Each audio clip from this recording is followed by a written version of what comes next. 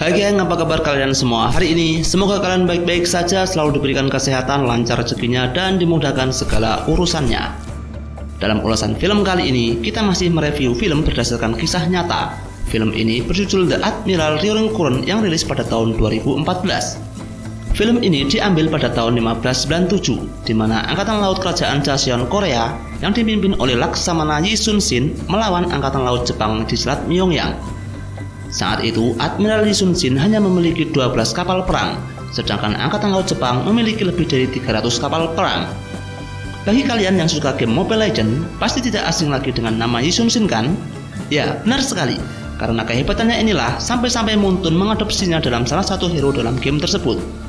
Daripada penasaran, berikut inilah kisah kehebatan Yi Sun Shin dalam dunia nyata.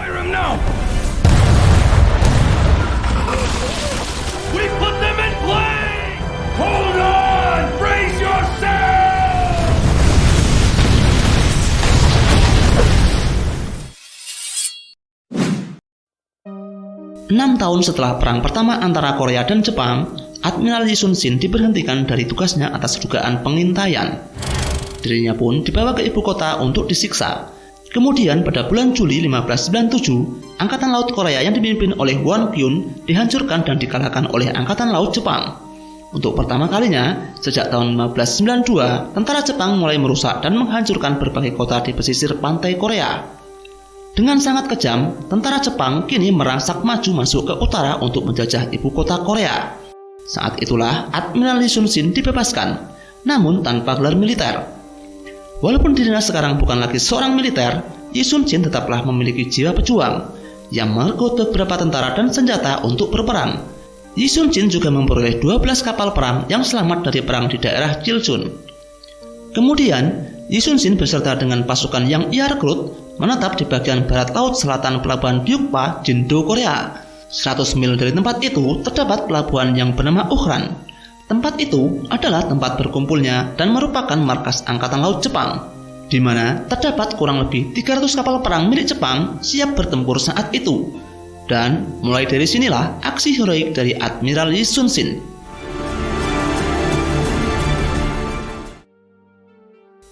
Inilah Admiral Yi Sun Shin. 12 hari setelah dirinya dibebaskan, Yi Sun Shin mengadakan rapat bersama dengan para kaptennya untuk menyusun strategi melawan tentara Jepang. Namun salah satu kapten yang bernama Baisul, sesuai perintah raja, Kapten Baisul mengusulkan kepada Yi Sun Shin untuk bergabung bersama tentara pasukan lainnya. Karena hanya memiliki 12 kapal perang, pasukan rekrutan Yi Sun Shin pun banyak yang melarikan diri karena takut melawan tentara Jepang, yang saat ini telah berkumpul lebih dari 200 kapal perang. Yi Sun Shin yang saat itu diam membuat Kapten Baisul marah dan memaki-maki Yi Sun Shin. Salah satu kapten lainnya pun membela Yi Sun Shin karena Kapten Baisul dirasa tidak menghormati Admiral Yi Sun Shin, sehingga terjadi perdebatan saat itu. Melihat situasi yang mulai kacau, akhirnya Yi Sun Shin membubarkan rapat tersebut tanpa memberi arahan. Admiral Yi Sun Shin pun sedih dan cemas karena pasukan rekrutannya saat ini dilanda ketakutan melawan pasukan Jepang. This meeting is adjourned. Admiral! Sementara itu, di pelabuhan Uchran, di mana tempat markas berkumpulnya tentara Jepang, Komando Todo Takadora yakin kalau penyerangannya kali ini akan mampu menangkap Raja Korea dan tidak akan gagal seperti 6 tahun sebelumnya. Namun, pemimpin Jepang yang saat itu dipegang oleh Toyotomi Hideyoshi mengetahui kalau Yi Sun Shin kembali ke medan perang. Beliau mengirim perwira baru untuk membantu dan menyelesaikan tugas tersebut. Di sisi lain, pasukan yang dipimpin oleh Jenderal Wakizaka sedang melakukan eksekusi kepada tentara Korea yang saat itu telah ia tangkap. Namun, saat akan melakukan eksekusi, tiba-tiba peluru melesat tepat mengenai kepala tentara Korea itu.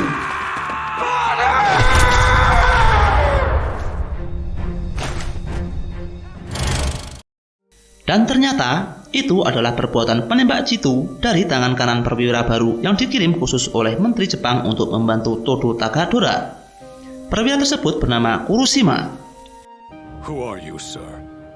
Are you the one who was sent to us by the Chen? Sementara itu di pelabuhan Byukpa, tempat di mana Admiral Yi Sun Shin membuat markas, para tentara yang dibantu para warga sedang membuat sebuah kapal besar yang disebut dengan kapal kura-kura. Kapal inilah yang nantinya akan digunakan untuk melawan Angkatan Laut tentara Jepang. Di Di situ pula, seorang kurir yang bernama Im Chung-yong mengirimkan pesan kepada Laksamana Yi Sun-shin serta memberitahu situasi keadaan kota yang telah dikuasai oleh Jepang, di mana kota itu dijajah dan dihancurkan. Siapa saja yang melawan, maka tentara Jepang akan membunuh serta memotong hidungnya. Bahkan, anak-anak pun dijadikan latihan tembak oleh tentara Jepang. Tak hanya itu, Jepang dengan 250.000 pasukannya akan segera menyerang ibu kota. Laksamana Yi Sun-shin pun tahu jika mereka dibiarkan lewat, maka ibu kota akan binasa. Maka dari itu, Laksamana Yi Sun-shin memerintahkan kembali Im Chung-yong untuk mengirim surat ke Junsa dan meminta balasan secepatnya. And then report back to me. Yes, Admiral.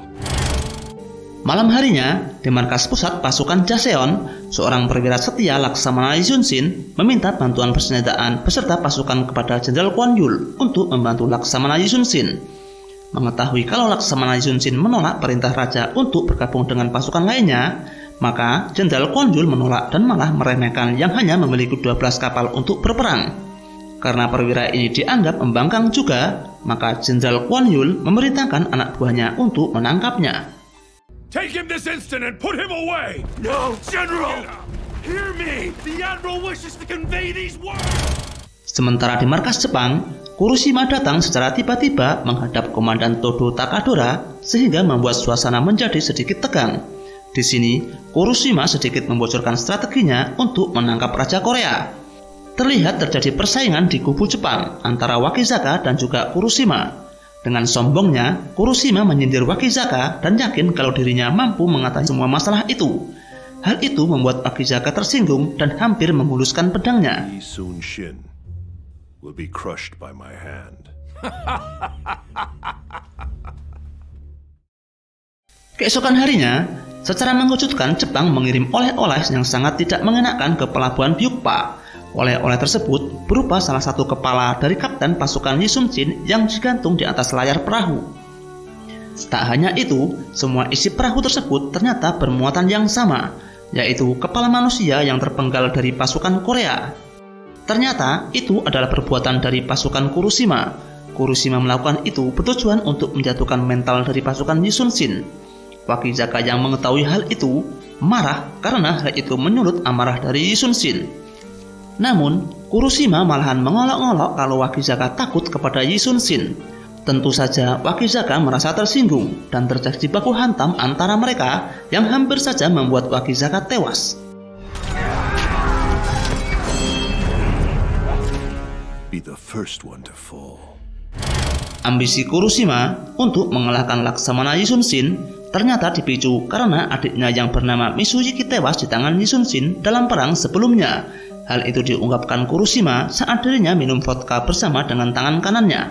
Sementara itu di pihak pasukan Yi Sun-shin, provokasi yang dilakukan Kuroshima dengan menjatuhkan moral pasukan Korea ternyata berhasil. Salah satu pasukan Yi Sun-shin melarikan diri karena takut menghadapi keberingasan pasukan Jepang. Namun naasnya, tentara itu malahan tertangkap. Setelah dilaporkan kepada Laksamana Yi Sun-shin, Laksamana justru mengeksekusi tentara tersebut. Kejadian itu membuat semua pasukan yang ada di sana kaget dan tercengang. Laksamana Yi Sun-shin sangat marah melihat pasukannya takut menghadapi penjajah Jepang. Dan Laksamana Yi Sun-shin juga menjelaskan kalau peraturan militer haruslah tegas. Discipline is crucial for everyone! Kemudian, malam itu juga, Laksamana Yi Sun-shin bersama dengan beberapa pasukannya melakukan pengecekan ke lokasi yang akan dilewati pasukan Jepang, yaitu ke Selat Myeongyang. Karena cukup dangkal, maka selat tersebut memiliki arus yang sangat kuat. Arus tersebut dapat berubah secara tiba-tiba dan menjadi pusaran air. Maka dari itu, pasukan Korea membutuhkan kapal kura-kura untuk memecah arus tersebut. Namun, tujuan Laksamana Yi Sun-shin di sini tak lain dan tak bukan adalah untuk menguasai medan yang nantinya akan digunakan untuk mengalahkan pasukan Jepang. The semi-diurnal is in 2 days.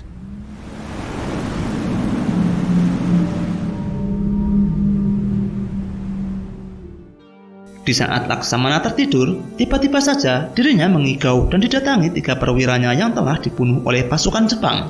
Para perwira tersebut meminta untuk membalaskan dendam atas kematiannya. Namun saat itu juga, Laksamana didatangi beberapa penyusup yang ingin membunuhnya. Namun, aksi pembunuhan itu digagalkan oleh anaknya yang bernama Ihoe, sehingga aksi pembunuhan tersebut dapat digagalkan. Namun, secara mengejutkan, kapal kura-kura yang digadang-gadang untuk melawan Angkatan Laut Jepang hangus terbakar malam itu juga. Dan ternyata, aksi pengkhianatan malam itu dilakukan oleh kaptennya sendiri yang bernama Baisul, yang memang sebelumnya tidak setuju dengan keputusan Laksamana Yisunshin untuk melawan pasukan Jepang. Kapten Baisul yang saat itu berniat kabur menggunakan perahu berhasil dibunuh oleh Kapten An menggunakan anak panah dengan jarak yang sangat jauh.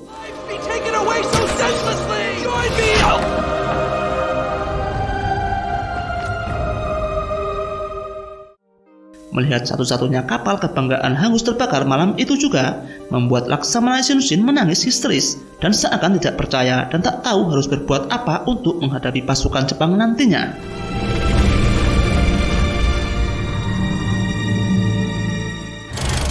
Kejadian tersebut ternyata terdengar di telinga Komandan Todo Takadora. Tentu saja Komandan Todo Takadora sangat gembira mendengar kabar tersebut, karena satu-satunya kapal kura-kura milik Yisunshin telah hangus terbakar. Kesempatan itu tidak disia-siakan pasukan Jepang, sehingga esok harinya mereka bersiap untuk melakukan penyerangan.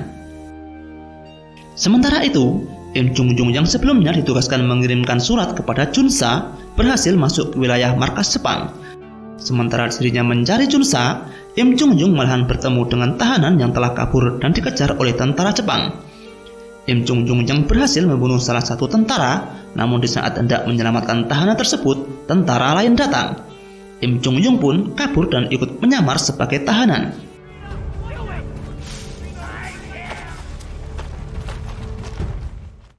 Disinilah Im Chung-jung bertemu dengan Junsa. Junsa merupakan salah satu kapten milik Laksamana Yisunshin yang telah menyamar sebagai pasukan Jepang. Di sini dirinya sama sekali tidak diketahui tentara Jepang kalau dirinya telah menyusup dan menjadi mata-mata Yisunshin. Sementara tahanan yang kabur saat itu ketakutan karena hendak dieksekusi oleh tentara Jepang. Saat eksekusi itu akan dilakukan, tahanan tersebut diselamatkan oleh Sobung, yaitu putra dari teman seperjuangan Yisunshin. Tak lama kemudian Junsa datang dan meminta tahanan itu untuk mengantarkan suratnya kepada Yisunshin. Laksamana Yisunshin yang saat itu berada di Selat Myongyang masih mencari cara untuk mengalahkan pasukan Jepang di sana. Tak lama kemudian, Ihoe datang dan membawa surat dari Junsa. Surat tersebut berisikan kalau Jepang akan menyerang besok pagi dengan 350 kapal perangnya. Junsa tidak begitu mengetahui latar belakang perwira baru yang ditunjuk untuk memimpin barisan depan. Yang ia ketahui adalah bernama Kuroshima Mishifusa yang berasal dari Ehime. Sementara itu, di batalion kedua akan dipimpin oleh Wakizaka dan ia akan bergabung kembali setelah kembali nanti. Setelah membaca surat dari Junsa, Yisunshin memerintahkan pasukannya untuk pergi ke pelabuhan Hainam karena pasukan Jepang berencana mengepung Byukpa dari belakang. Malam harinya, pasukan Jepang melakukan segala persiapan untuk menyerang besok pagi. Pasukan Jepang benar-benar sangat siap, baik itu dalam persenjataan atau armada kapalnya. Sementara di kubu Yisunshin, para kapten masih berdebat dalam melakukan strategi, karena menurutnya tanpa adanya kapal kura-kura sama halnya dengan bunuh diri dalam menghadapi pasukan Jepang. Kapten An memberanikan diri menghadap dan membujuk Laksamana kalau keputusannya saat ini adalah salah. Ia mempertaruhkan nyawanya sebagai jaminannya, menyampaikan dan mengutarakan keluh kesahnya kepada Laksamana Yi. Mendengar kabar itu, Laksamana Yi bukannya memberikan hukuman kepada Kapten An, melainkan menyuruhnya mengumpulkan para kapten malam ini juga di dermaga. Tentu saja, hal itu disambut gembira dari para kapten dengan harapan keputusan Laksamana Yi ditarik kembali. Then if that is how you really feel, Captain, have them group up in front of the camp. Yes, sir. Laksamana Yi yang saat itu tahu kalau mental pasukannya sudah mulai down, menyuruh pasukan setianya untuk menyiramkan minyak ke rumah penduduk dan membakarnya. Tentu saja hal itu membuat kecewa para tentara yang ada di sana, karena mereka berharap Laksamana Yi menarik ucapannya dan memilih menghindari pertempuran besok pagi.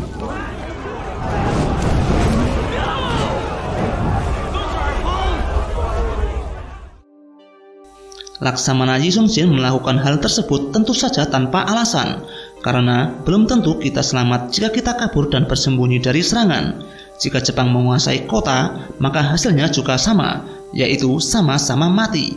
Maka lebih baik mati di medan tempur daripada mati menyerah di tangan penjajah. Kira-kira seperti itulah perkataan Laksamana Yi Sun Sin. We are him! We will take on our enemy no matter what their size. Kemudian, Yi Sun Sin beserta rakyat dan pasukannya meninggalkan markasnya di Byukpa dan menuju pelabuhan Hainam. Dalam perjalanan, ternyata Song Po lah yang mengantarkan surat dari Junsa menggantikan Im Chung Yung. Mengetahui kalau Sobong adalah putra dari Kapten Bai yang merupakan teman seperjuangan Laksamana Yi Sun Sin selama 6 tahun, Laksamana Yi memberikan pakaian perang milik Kapten Bai kepada Sobong. Sobong di sini merasa sedih dan menangis. Namun, secara mengejutkan, Sobong menobatkan dirinya untuk ikut membantu Laksamana Yi dalam berperang. Laksamana pun mengabulkan permintaan itu. Absolutely. Thank you, sir. Keesokan harinya, Laksamana Yi dan pasukannya sampai di pelabuhan Hainam. Mereka menurunkan para rakyat dan anak Yi Sun Sin untuk memimpin para rakyat pergi dari sana. Yi Sun Sin pun berdoa dan meminta restu kepada ibunya yang telah meninggal. Selesai berdoa, Laksamana Yi Sun Sin dan pasukannya pun akhirnya berangkat menuju medan perang untuk menghalau pasukan Jepang. Para biksu yang notabene adalah pemuka agama juga ikut bergabung dengan pasukan. Begitu juga dengan Junsa yang saat itu telah kembali sebagai mata-mata. Yi Hoe yang saat itu memimpin para rakyat untuk berlindung memberikan penghormatan kepada ayahnya. Kini, Laksamana Yi Sun Sin beserta dengan pasukannya berangkat, yang saat itu hanya membawa 12 kapal perang menghalau 350 kapal perang pasukan Jepang. Listen up! We're moving out!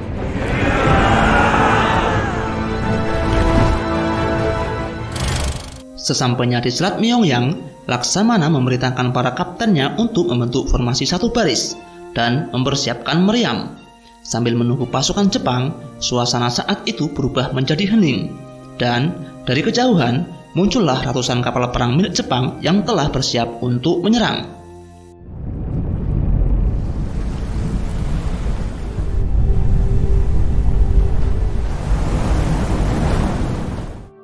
Melihat banyaknya kapal musuh, ternyata para kapten ini nyalinya down dan memilih untuk mundur. Namun tidak dengan kapal milik Laksamana Yi Sun Sin. Dari 12 kapal yang dibawa oleh Laksamana, 11 kapal memilih mundur dan hanya menyisakan satu kapal yang dipimpin oleh Laksamana Yi Sun Sin. Dengan keyakinannya yang kuat, Laksamana Yi memerintahkan pasukannya untuk menurunkan jangkar dan bersiap untuk bertempur jarak dekat.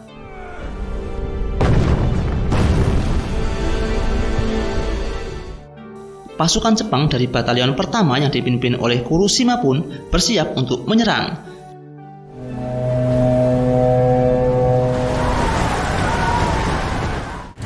Laksamana Yi memerintahkan pasukannya untuk menyiapkan meriam. Beberapa tembakan dimulai dilancarkan oleh pasukan musuh, sementara pasukan Laksamana Yi menunggu waktu yang tepat untuk membalas serangan. Di saat kapal musuh tidak stabil dan saling bertabrakan karena arus yang sangat deras, Laksamana Yi langsung memerintahkan pasukannya untuk melepaskan tembakan meriam. Batalion pertama yang dikirim Kuroshima pun hancur berantakan tanpa menyentuh kapal milik Laksamana Yi Sun Sin. Fire at them!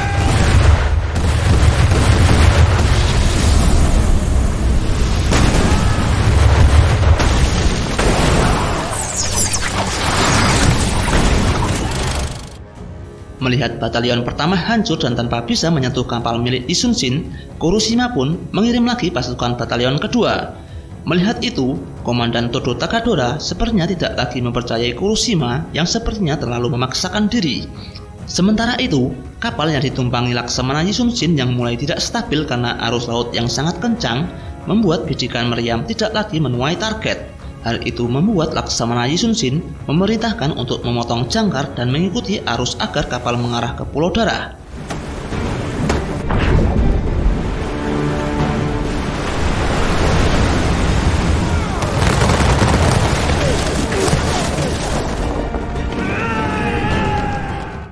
Kapten Chong yang menginginkan Laksamana Yi untuk mengibarkan bendera agar kapal lainnya memberikan bantuan, namun Laksamana Yi menolak dan malahan memberikan jawaban untuk merubah senjata menjadi meriam kecil dan bersiap untuk pertempuran jarak dekat.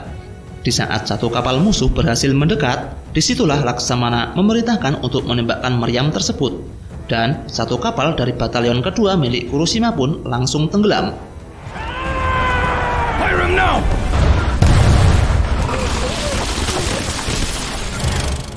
Namun, penyerangan tak berhenti di situ.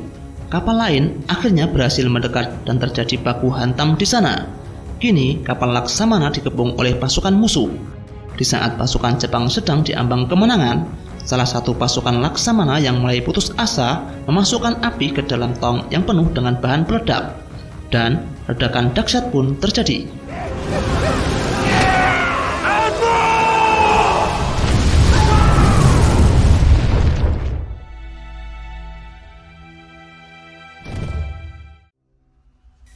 Akibat ledakan tersebut, Laksamana Yi sedikit terluka. Namun akhirnya Laksamana mampu bangkit kembali dan memerintahkan salah satu kaptennya untuk membawa sisa meriam ke geladak kapal dan membidik kapal musuh dari bawah. Tanpa pikir panjang, kapten tersebut pun langsung menuruti perintah Laksamana dan menyusun meriam di bawah geladak kapal untuk melakukan serangan dari bawah. Di saat persiapan dirasa siap, Laksamana memerintahkan kepada prajuritnya untuk tiarap. Dan tembakan itu pun akhirnya dilepaskan. Put them in place! Hold on! Brace yourself!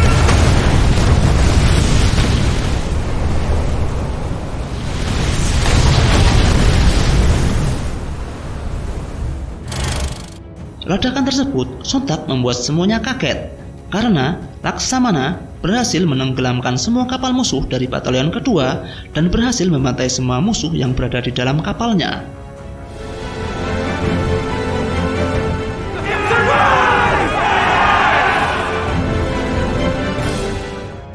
Seperti yang diharapkan Yi Sun-shin, kalau keberanian seseorang itu akan menular saat pertempuran, aksi tersebut diharapkan dapat mengembalikan semangat juang mereka. Melihat kegigihan dari Laksamana Yi, sepertinya para kapten semangatnya mulai tumbuh kembali. Kemudian, Laksamana Yi mencoba memerintahkan menaikkan bendera, memberi tanda untuk meminta bantuan kepada para kapten. Namun, pengibaran bendera tersebut diganggu oleh penembak jitu Kuroshima.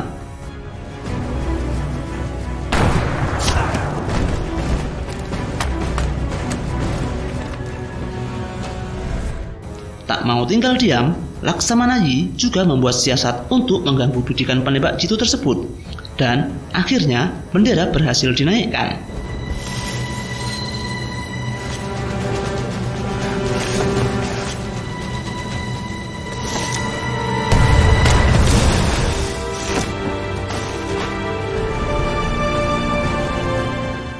Setelah bendera berhasil dinaikkan, penembak jitu milik Kuroshima tetap tidak berhenti untuk membidik.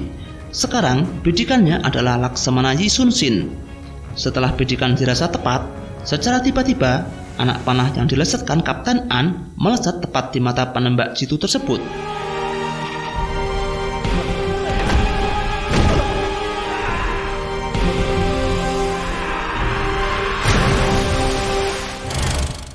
Kapten An tersipu malu menghadap Laksamana Yi karena tidak mematuhi perintah sebelumnya.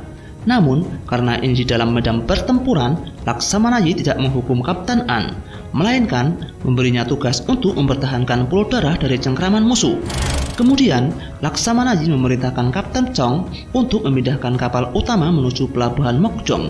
Namun, strategi Laksamana Yi Sun-shin telah terbaca oleh Kuroshima dan mengirim perahu yang penuh dengan bahan peledak untuk menabrak kapal yang dikendarai oleh Yi Sun-shin. Berbagai macam cara pun dilakukan untuk menghentikan perahu tersebut, namun semuanya gagal. Junsa yang mengetahui kalau Im Chung-jung berada di sana, mengetahui kalau perahu tersebut penuh dengan bahan peledak dan melaporkan kepada Laksamana. Im Chung-jung mencoba membelokkan kapal tersebut, namun tidak berhasil karena ditusuk oleh tentara Jepang.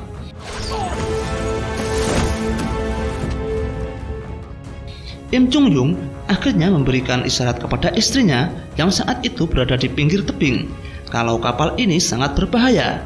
Istri Im Chung-jung mengerti dan melambaikan kain untuk memberikan tanda. Penduduk pun secara spontan juga mengikuti gerakan istri Im Chung-jung agar tanda bahaya tersebut dilihat oleh para kapten. Salah satu kapten pun akhirnya melihat dan tahu kalau perahu tersebut sangat berbahaya dan menembaknya dengan meriam sebelum menabrak kapal utama. Now fire!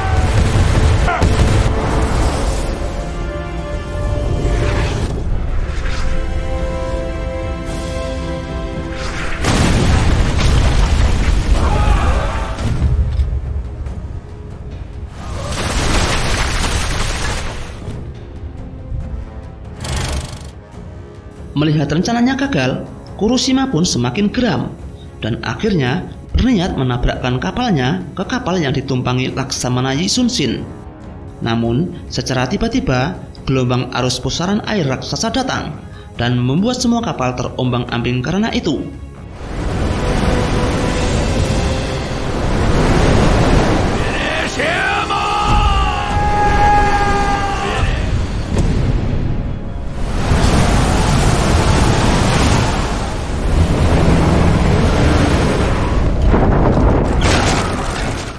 Setelah kedua kapal menempel, mereka langsung berperang adu pacok satu sama lain. Prepare to attack!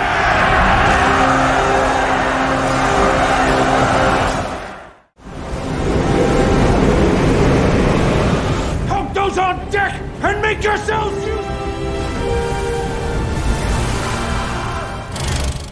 Saat Kuroshima ingin menghampiri Laksamana Yi Sun-shin, secara tiba-tiba kapal dari para kapten membantu dari belakang dengan menembakkan meriam ke kapal Kuroshima, sehingga hal ini membuat Kuroshima terpojok karena kapal pasukan milik Kuroshima yang lain tidak dapat membantu karena terjebak di pusaran air dan tidak dapat berbuat apa-apa. Kimura! We can't, sir! We've lost control of the ship! And fire! Namun, Kuroshima tetap berambisi dan mengamuk agar dapat mendekati Laksamana Yi untuk membunuhnya. Yi Sun-shin!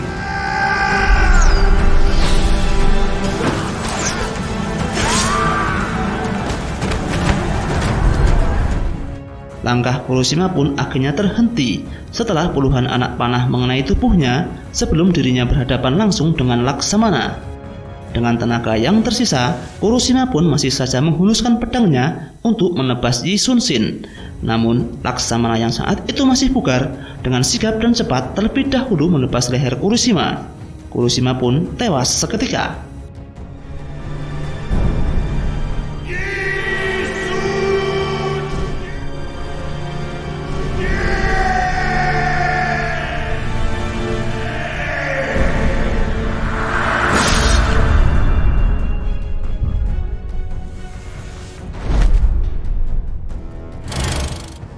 Setelah berhasil mengalahkan Kuroshima, kini kapal yang ditumpangi Laksamana beserta dengan pasukannya mulai terseret ke dalam pusaran. Sementara itu, gelombang pasukan Jepang selanjutnya yang dipimpin oleh Jenderal Wakizaka telah bersiap untuk menyerang.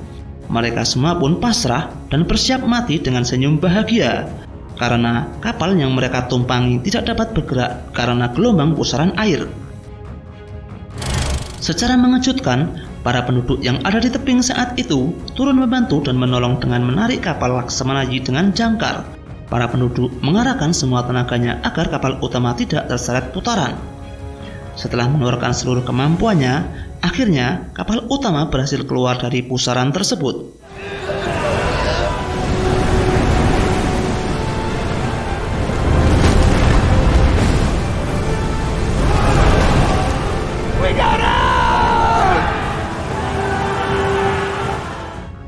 Para kapten pun akhirnya kembali bergabung untuk berperang. Para pasukan pun menunggu instruksi perintah dari Laksamana. Melihat arus laut yang mulai berpihak, Laksamana Yi memutuskan untuk memberikan perintah melaju dengan cepat dan menabrak semua kapal ke kapal musuh. Yi Sun-shin berniat menjadikan kapal yang ia tumpangi sebagai kapal kura-kura yang terkenal ketangguhannya. Rencana Laksamana Yi Sun-shin akhirnya berhasil. 12 kapal miliknya mampu menghancurkan semua kapal angkatan laut milik Jepang. For impact, 'cause they're gonna hit us hard!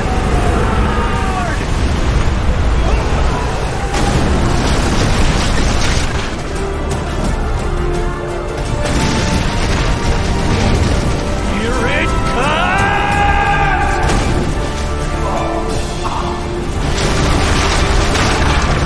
Return!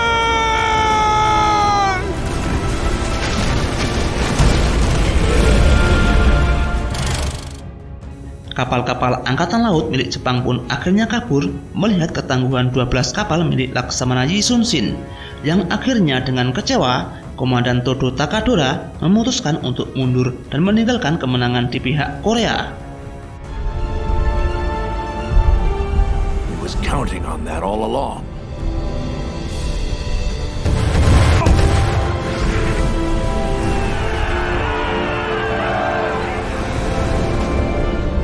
We'll retreat.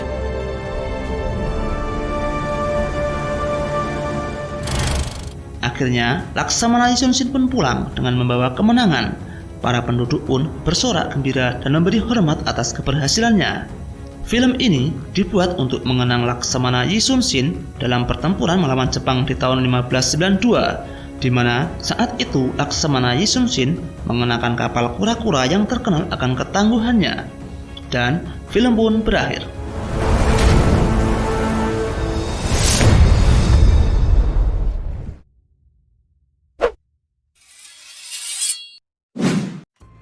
Itulah alur cerita dari film The Admiral Ryuren Kurren yang rilis pada tahun 2014. Selain diambil dari kisah nyata, ciri khas dari film Korea selalu disusupi drama yang mengharukan. Semoga kalian terhibur. Terima kasih telah menonton dan mendengarkan, dan sampai jumpa.